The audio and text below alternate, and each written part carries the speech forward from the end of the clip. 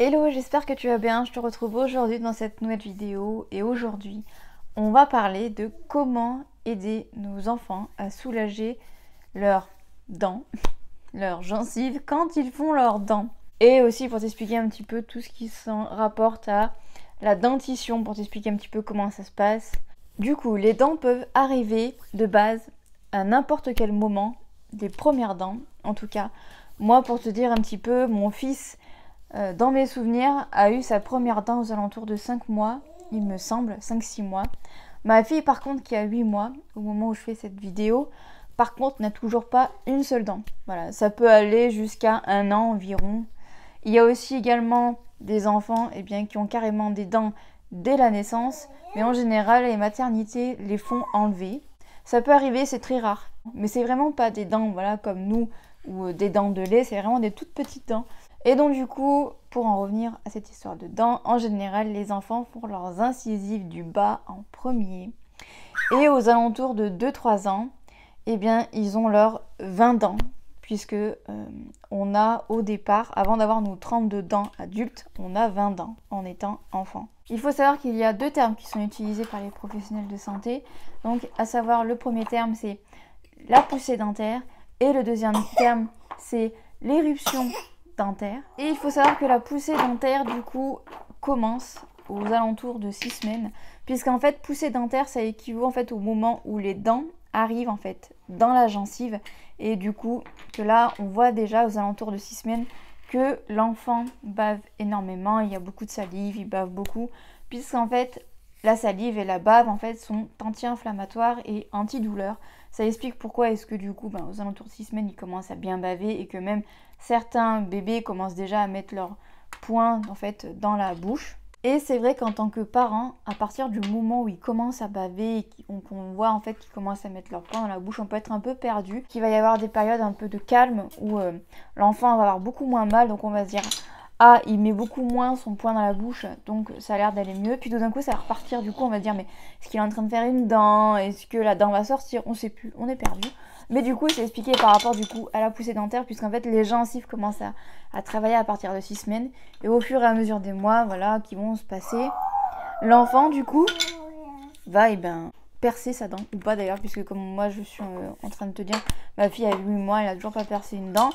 Et c'est vrai que voilà, comme je te dis, je suis en plein dedans, c'est-à-dire que là comme aujourd'hui ça a l'air de plutôt pas trop mal se passer, ça a l'air d'aller. Par contre hier c'était une catastrophe, elle avait mal vraiment. Donc là du coup on va s'attaquer un petit peu, on va dire, aux symptômes. Qu'est-ce qui peut nous montrer qu'un enfant est en train de faire des poussées dentaires? Eh bien comme je te l'expliquais juste avant, du coup un enfant qui bave énormément, un enfant qui salive beaucoup, un enfant qui a les joues extrêmement rouges, ça se voit vraiment beaucoup parce que même parfois les enfants ont une joue qui est vraiment plus rouge que l'autre. Mais vraiment, c'est-à-dire qu'en fait on voit vraiment à ce niveau-ci qu'ils sont vraiment rouge tomate. Vraiment c'est les joues un peu à la clown en fait. Donc il y a ce signe aussi. Également tu pourras remarquer peut-être un enfant qui mange beaucoup moins que d'habitude, un enfant qui a un sommeil énormément perturbé, un enfant qui est un peu ronchon, qui est un peu grognon, qui pleure sans explication apparente. L'enfant peut également avoir les gencives qui sont beaucoup plus gonflées comparées à l'accoutumée. Le bébé peut avoir également un petit peu de fièvre. Il peut y avoir également des diarrhées, et également, ça c'est en général un signe qui est assez commun, c'est le fait d'avoir les fesses extrêmement rouges. Le bébé peut avoir vraiment les fesses vraiment dans un état assez... qui peut faire peur en fait, puisqu'en fait les fesses sont vraiment rouges, il peut y avoir des espèces de petits boutons en surface, enfin on sait pas trop, on se dit mais qu'est-ce que c'est? Alors que hier tout allait bien, il avait les fesses normales, et puis là tout d'un coup il a vraiment les fesses, on dirait presque à vif. Ça en général c'est un signe assez commun quand les enfants font leurs dents. Là comme je suis en train de te dire, c'est vraiment des signes on va dire global. Parce que moi, pour te dire un petit peu, mon fils, il a jamais eu les fesses rouges quand il faisait ses dents. Jamais. Il a jamais eu les fesses rouges. Par contre, ma fille, effectivement, pour elle, c'est un signe vraiment, on va dire, normal pour elle d'avoir les fesses presque en sang quand elle fait ses dents. Maintenant que je t'ai expliqué tout ça, je te propose qu'on passe un petit peu, je pense, à la partie qui t'intéresse le plus, à savoir comment faire pour essayer de soulager leurs petits bobos finalement à cause des dents. Pour les repas, tu peux essayer, plutôt que de les donner chauds, essayer de les donner froids. Voilà, pour essayer que ça les apaise. Le froid, ça apaise vraiment bien en général. Tu peux également leur mettre la tétine. Également, si tu donnes la tétine, tu peux également passer en fait la tétine sous l'eau froide également. Tu peux également utiliser un gant que tu vas mouiller à l'eau froide. Également, tu peux utiliser ton doigt, voilà, que tu peux passer ensuite sur les gencives. Moi, je sais que le gant, ça marche vraiment beaucoup. Ma fille le demande beaucoup, le gant, en fait. En fait, je m'en suis rendu compte parce que quand elle mangeait, après, je lui passe un coup de gant. Et tout de suite, elle le mettait à la bouche et elle le tétait, en fait. Et ça lui faisait vraiment beaucoup de bien. Je vais du coup maintenant te montrer un petit peu les jouets que j'utilise pour elle. Donc, voilà, comme je te l'ai montré dans une vidéo précédente. Donc, la vidéo sur les jouets que je te conseille d'avoir quand on a un bébé, à savoir cette petite brosse à dents, donc cette petite brosse à dents banane, qui est vraiment top. Donc voilà un petit peu pour te montrer, elle a des petits picots ici, ma fille l'adore, voilà, elle la met tout le temps à la bouche et elle la mâchouille tout le temps. Ce qui est top vraiment, c'est que déjà de 1, c'est une petite brosse à dents, donc tu vas pouvoir l'utiliser quand quand bébé va avoir sa première dent pour lui brosser un petit peu les dents. Mais aussi également, comme c'est des petits picots, ça les masse en fait. Donc ça pour moi c'est vraiment un truc à avoir. Je l'ai acheté sur Amazon, je te remettrai le lien en barre d'infos si jamais. Jouet un peu plus on va dire lambda que j'ai trouvé dans mon Intermarché, c'est tout simplement en fait des petits fruits voilà, en porte-clés un petit peu, dans une texture un peu latex, un peu, moi j'appelle ça latex. Et également tu as des petits points massants pour les gencives, je sais pas si tu les verras. Également, je te le remontre, donc ce jouet-ci qui vient de chez Moulin Rôti. Donc pareil, c'est un jouet qu'elle utilise également énormément. Pareil, il y a des petits points qui peuvent l'aider à la masser. Évidemment, je ne pouvais pas te faire une vidéo sur les jouets de dentition sans te parler des fabuleux jouets, on va dire, d'imitation, comme j'aime les appeler, de chez Holly & Corol. Donc celui-ci, c'est le brocoli. Pareil, c'est un jouet qu'elle adore.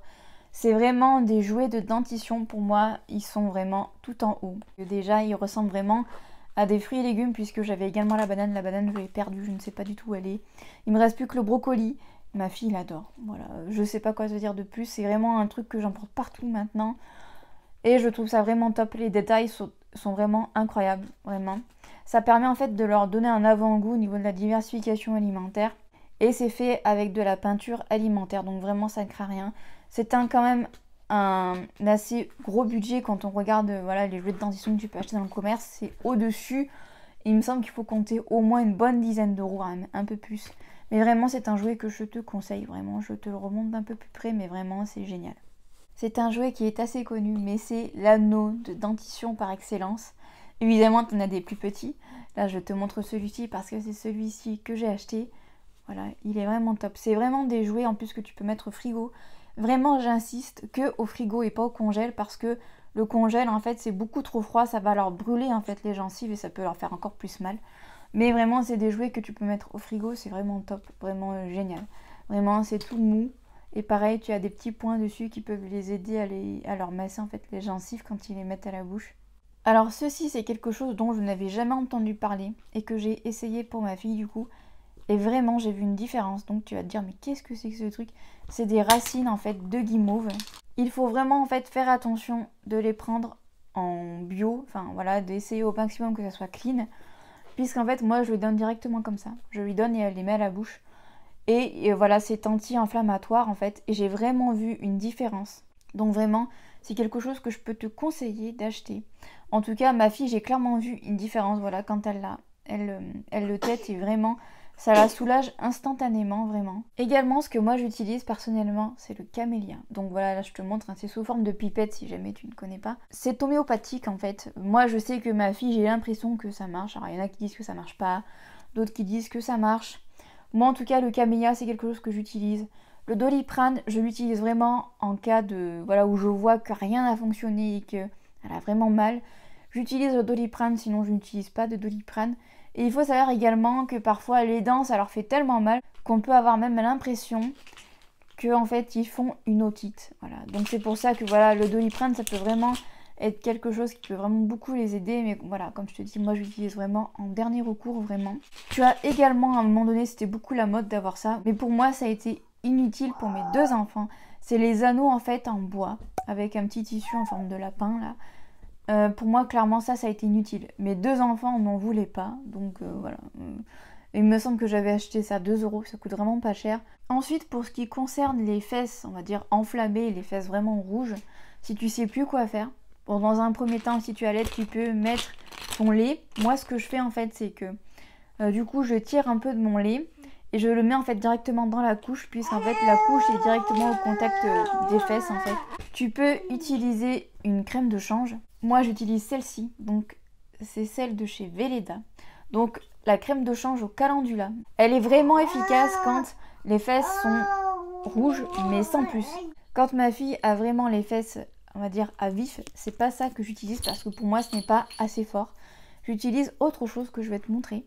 Puisque du coup en fait j'utilise cette crème-ci, donc c'est la crème de secours que j'ai achetée en magasin bio. J'ai vu également que tu peux la trouver sur Amazon. Donc elle est aux fleurs de bac, celle-ci, elle est vraiment incroyable cette crème.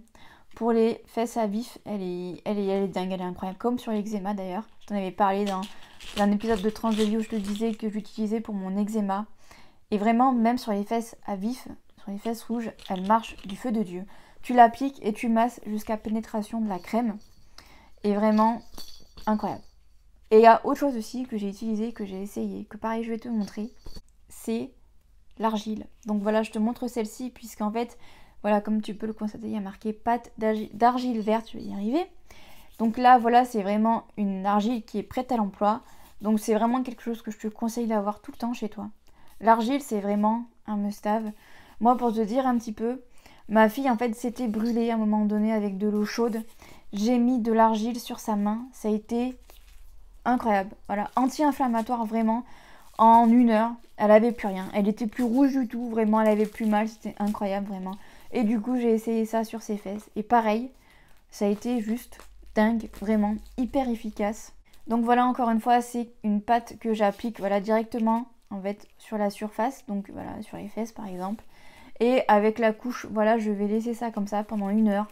Et après, je reviens changer la couche pour voir un petit peu. Donc voilà, là, je te donne vraiment un petit peu toutes les astuces que j'ai essayées et qui ont vraiment beaucoup marché. Encore une fois, l'argile, je te la conseille, ainsi que la crème de secours, d'utiliser quand vraiment les fesses sont vraiment à vif, vraiment, parce que ça marche vraiment du feu de Dieu. Autre chose peut-être que tu peux te demander, c'est quand est-ce qu'on emmène un enfant voir un dentiste? C'est également une question que je me suis posée. Alors, il faut savoir que normalement, tu as une visite, on va dire une visite de contrôle à faire à 3 ans, quand l'enfant a 3 ans. C'est une visite qui est prise en charge à 100% par la sécurité sociale, mais il peut y avoir, on va dire, des choses qui se passent avant où tu peux te demander, mais est-ce que je l'emmène ou pas voir un dentiste? Alors là, encore une fois, c'est assez compliqué parce que ça dépend des dentistes. En fonction de ton dentiste, tu vas pas avoir le même son de cloche. Il y a des dentistes qui acceptent des enfants, d'autres non. Le mieux, c'est d'aller voir des pédodontistes où eux, ils ont vraiment l'habitude de prendre en charge les enfants. Mais bon, encore une fois, c'est un peu compliqué puisque moi, dans mon coin, il y a un pédodontiste. Mais alors, j'ai pas compris pourquoi est-ce qu'il faut y aller avec une lettre de son dentiste. Je comprends pas trop l'intérêt. Enfin bon, bref, c'est vraiment un peu spécial, quoi. Les pédodontistes peuvent vraiment prendre le temps, un peu plus le temps que les dentistes, on va dire, classiques. Encore une fois, ça dépend vraiment des dentistes. Là, vraiment, je pourrais pas t'en dire plus que ça parce que mon fils n'a pas encore eu sa première visite. Il a sa première visite au mois de juin. Donc du coup, je verrai au mois de juin comment ça se passe. Je te ferai peut-être un retour, peut-être dans une prochaine vidéo, je ne sais pas trop. Et n'hésite pas d'ailleurs à te renseigner très rapidement puisque en général, les dentistes sont bookés sur 6 mois. Donc si tu n'as pas d'urgence, voilà, ça risque de te faire attendre vraiment beaucoup. Donc n'hésite pas à t'y prendre vraiment aux alentours de ces 2 ans et demi pour être sûr que vraiment à ces 3 ans, il fasse, on va dire, sa visite de contrôle. Je voulais aussi te parler un petit peu des caries parce que c'est vrai qu'on peut se poser énormément de questions par rapport aux caries. Donc du coup, je voulais t'en parler un petit peu. Les caries, il faut savoir qu'il y a énormément de choses qui jouent, on va dire, sur le fait qu'un enfant va avoir plus facilement de caries comparé à un autre. Donc la première chose qui joue beaucoup, c'est la génétique. En général, les dentistes, ils en parlent pas du tout, mais moi, je te le dis, la génétique a un énorme impact, on va dire, sur la santé bucco-dentaire d'un enfant. Également, les freins, voilà, les freins de bouche en général, les freins de joue, les freins de langue, et les freins autres, on va dire, ça a un énorme impact sur les caries, puisqu'en fait, si ton enfant a un frein qui n'a pas été détecté, eh bien en fait, la nourriture va stagner au niveau du frein et du coup ça va créer des bactéries qui vont du coup s'attaquer aux dents. Et il faut savoir également que le fluor a une importance capitale dans la santé bucco-dentaire puisqu'en fait c'est le fluor qui va aider les dents à bien se construire. C'est pour ça qu'en général dans les vitamines D que tu donnes à ton enfant, il y a toujours une petite dose supplémentaire en fluor. Voilà, il faut regarder la composition de ta vitamine, mais ça peut arriver. Moi je sais que j'ai essayé de trouver du fluor à donner comme ça, mais j'en ai pas trouvé. Avant c'était beaucoup plus facile d'en trouver, maintenant bon c'est une galère. En ce qui concerne le brossage des dents, encore une fois, suivant les dentistes, tu vas pas entendre la même chose. Moi le truc que j'ai décidé de faire, c'est de commencer en fait à lui brosser les dents à partir du moment où il a eu sa première dent. À savoir que comme je t'ai montré, si tu as une petite brosse à dents banane, c'est super facile. Tu lui donnes la brosse à dents et l'enfant voilà, le fait, on va dire, mâchouille la brosse à dents, donc ça lui brosse la brosse à dents. J'ai vraiment, on va dire, vraiment commencé à l'habituer pour qu'il y ait un rituel en fait qui se fasse aux alentours de 1 an et demi, où voilà, moi je me brossais les dents et donc lui faisait pareil. Les enfants nous imitent énormément, donc si tu es quelqu'un qui se brosse les dents, ton enfant va te voir faire et à un moment donné il va imiter. Le plus important c'est de prendre en fait une brosse à dents avec des poils souples, puisque pour mon fils au départ il avait une brosse à dents en bambou en fait, avec des poils quand même assez rêches, assez durs. C'est pas l'idéal vraiment, ça peut leur faire mal et puis bon c'est pas top pour le brossage. J'ai changé la brosse à dents, donc du coup il a toujours une brosse à dents en bambou, mais il a une brosse à dents en poils souples en fait, c'est beaucoup mieux. J'ai pris également sur Amazon, donc je te mettrai le lien. Je conseille pas forcément au départ de partir directement sur une brosse à dents électrique. Pourquoi? Je vais t'expliquer. C'est parce qu'en fait j'estime que c'est important dans un premier temps qu'ils apprennent manuellement à se brosser les dents vraiment, pour vraiment avoir ce réflexe là de vraiment brosser la dent. Parce que c'est vrai que la brosse à dents électrique c'est une autre manière de se brosser les dents. À savoir qu'avec une brosse à dents électrique, on passe sur une dent puis la brosse à dents fait le travail pour nous, on va dire.